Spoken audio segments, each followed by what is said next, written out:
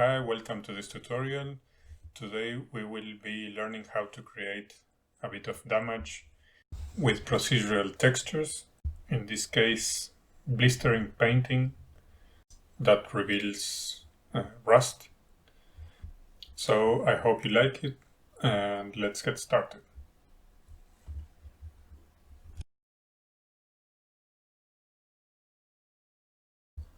We will start with a sphere. Ctrl 2 to subdivide, shade smooth. We go to shading, create a new material.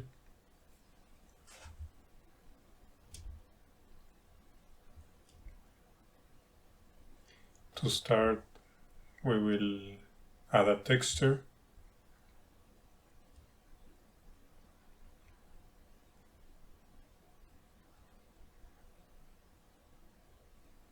A noise texture. And at this moment we have a value of 0.25 to 0.75. That's the output of the noise texture. And we want to use a range node to be able to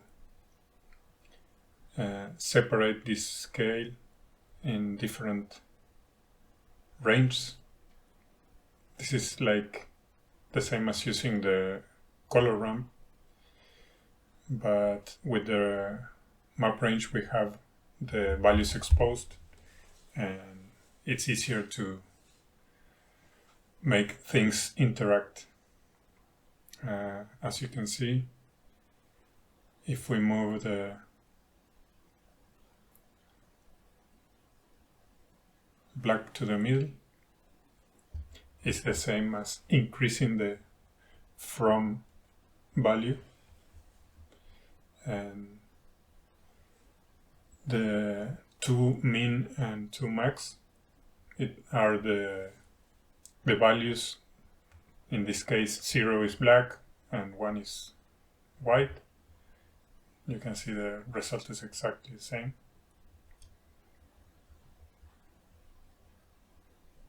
If we change the black to a gray, it's the same as changing the 2 min value. Okay, that's it. Now we will pick a range from the noise texture. Here we're saying what was 0.25 to 0.75 now becomes 0 to 1. That's why you see a bit more contrast. Now we pick a smaller range from the scale and we say the output will be 1 to 0. That way we will be picking like the tip of this scale, the part that was before the lower number, but that's not important. And we also want to make another range where the first ends will be the start of this one. If you have no wrangler enabled, Ctrl D is to duplicate, and Shift Ctrl D duplicates connected. So now we will continue this scale where the other one ends, and we will give it a bit of distance here. Now we have this scale that goes from 1 to 0, and this one that continues where the first one ended will be 1 and will go to 0 to the border. Okay, so the first thing we are going to do is the bump. Shift A, bump.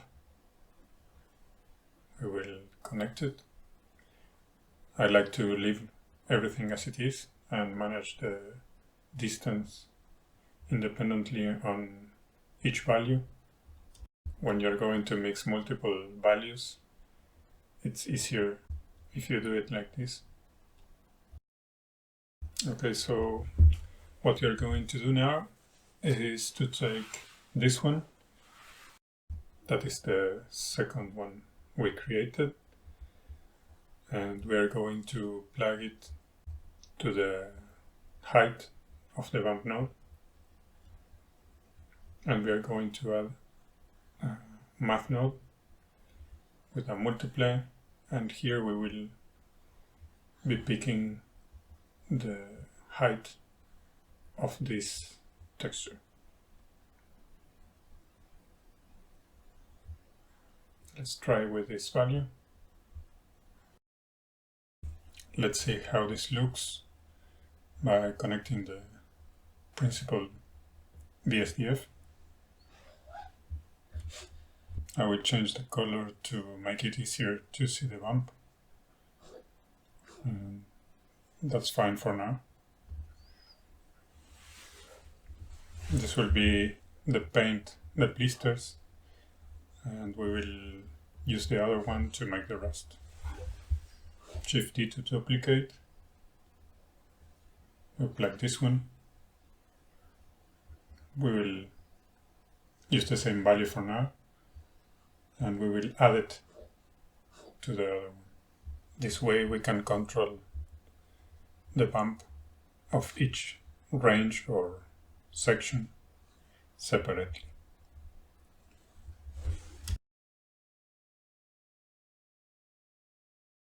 I accidentally unchecked clamp. This is what keeps the values limited to the min and max. So if we check it again, it should be fine. And that's it. Now, for example, if we set this to a negative value,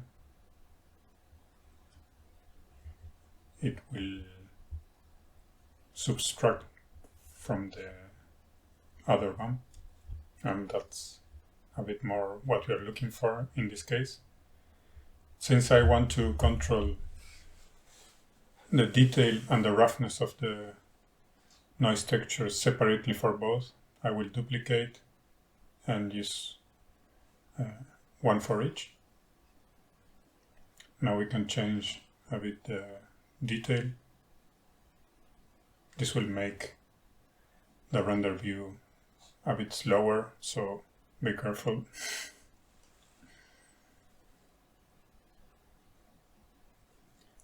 We will make the inside, the part that is rust, a bit more texture. We can also change a bit the roughness.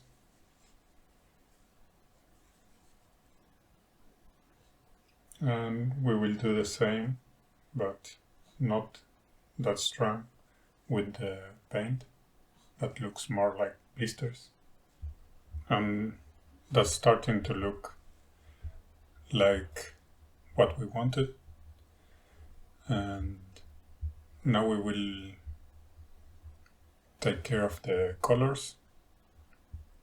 Maybe most of you are used to use a color ramp, but again the problem here is that the values are not exposed.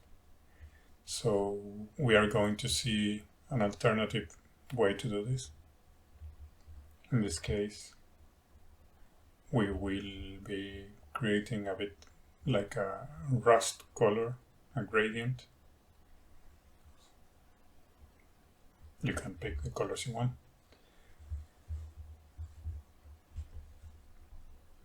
Let's see how it looks.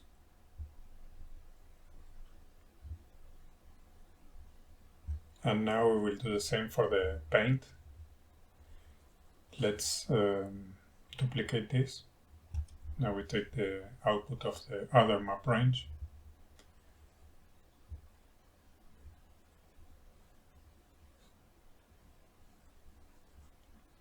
and we will change the colors here. We want like the paint becomes a bit of a different color when it reaches the damage.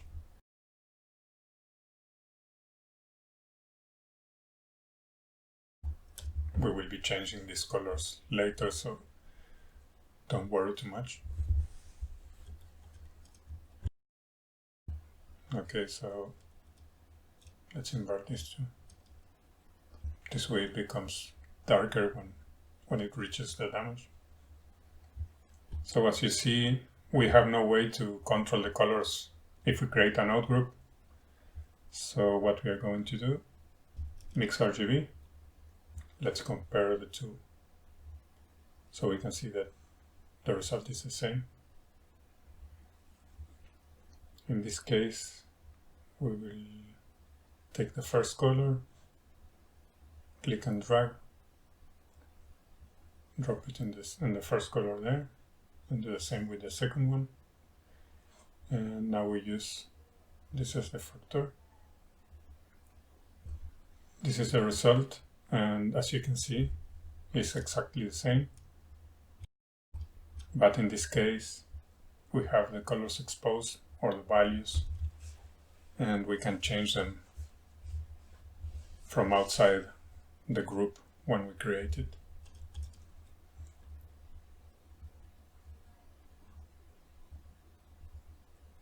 Like you see here. Okay, so I will do the same for the other one.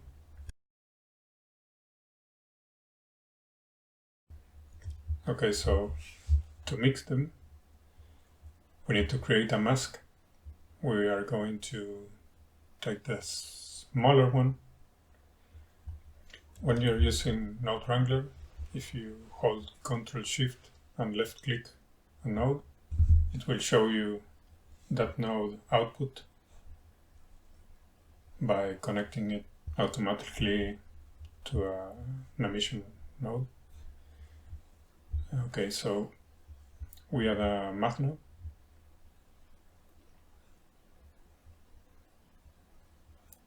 We drop it on this line,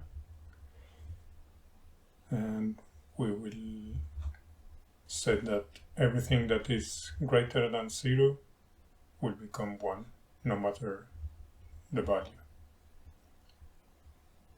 That way we create a mask that is absolute instead of a range or a gradient. And we will use that to mix these two colors. So we add another mix RGB. The white will be the bottom input. So we plug the color for the rust there and the one up. We connect this to the factor. And as you can see, we already have our color working. Now we can plug it to the principle. And we are starting to have something more like we wanted. Now we're going to use the same mask to make a few more things. We duplicate this mask. Again, with Node Wrangler, we can make a reroute with Shift and dragging right mouse button. And this time we will plug it to the metallic, so we can say what part of our mask is metallic and what part is not. In this case, the rust is metallic, so I will set this to white. And the paint, in my case, is not metallic, so I will change this to complete black. Now we have the metallic working. And now we will do the same for the roughness. Remember, white will be 1 and black will be 0. So that way you can change and control each of them separately.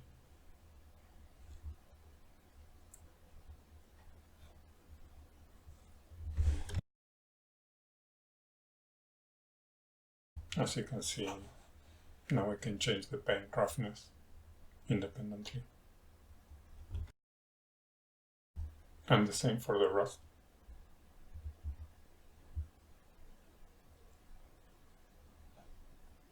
Now I want to change this, that it's a bit too abrupt. And we can run a few things by doing it.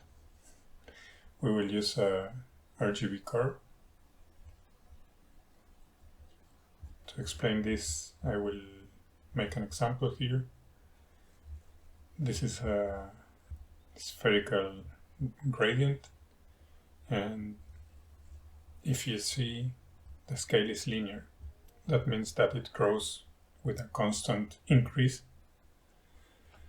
But with the RGB curve, if we plug it here, we can change it.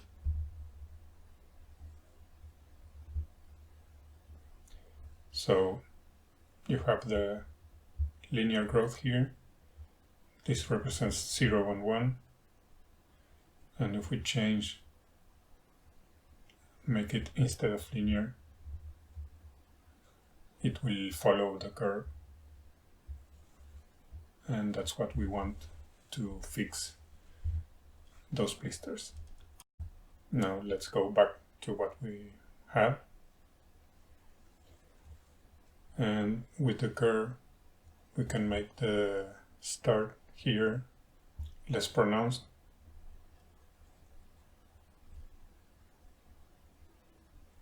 As you can see, it changed. And maybe on the top we can do also a bit. You can do it as you want. There we go. The same way you can do changes to the rust if you want, or to the bump also. You can also make the rust like grow instead of digging. That's more like the real thing. Okay, so now we will start adding some controls to this. When we have two values coming out from the same output, if we hold Shift, right mouse button and drag, we can join them. And with G, we can grab it. Remember that you need Node Wrangler active. You can go to File Preferences, Plugins, search for Node Wrangler and activate it. It comes with Blender already. Okay, so let's go back to our shader. We will add a value node here. And for example, I will plug this to both scales and set it to the same number so it doesn't change now. And now we can control the scale of the noise with this value. Now what I want to do is to have control over the range, or how they expand. So what we have to change is the map range for both. We will need to add value to each step. So what we're going to do is to add a math node with the value of the first step we need. Actually the first one we don't need to change it because it's the minimum value. We need to change the other one. So 0.35. I will plug it to both. And then we need one for the second value of the second range. We will add a value to those. 0.39, sorry. And now we plug the first one here and also here, and we will use the other one to change this value here. So now when we change this value, we will be changing the range for all our texture, and we have this effect. So now we manage the scale of the texture and also the expansion or the range. Now we want also, let's select everything here, Ctrl G to create a group.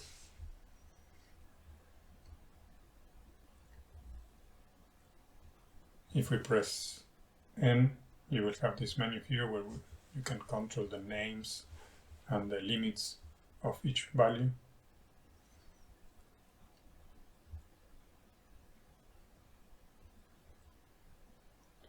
For the scale, we just change the minimum to 0.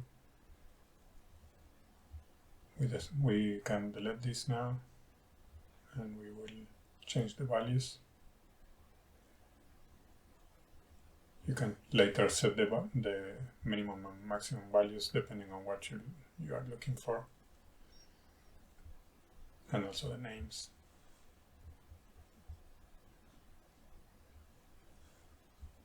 We will also control the bump for each one.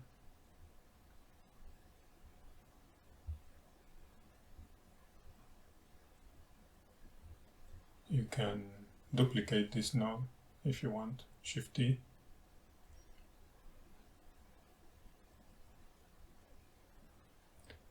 And we will use it to control the colors also. 2 for the gradient of the rust and 2 for the gradient of the paint. Now if we go outside the group, we have control over everything. If you want blue rust, you can do it. Okay, so I think that's it. I hope you have learned something new. And now a bit of advertising for my methods to support this channel. Remember, you can check out my videos, subscribe, comments, likes, everything helps. You can follow me on Twitter. And I also have a Patreon account that helps me support this channel, and a Gumroad account. All my Gumroad products are free for patrons, and I try to add something every week. So if you want to check it out, the link will be in the description, and it will help me keep doing tutorials for all the community. Thanks for watching. See you on the next video.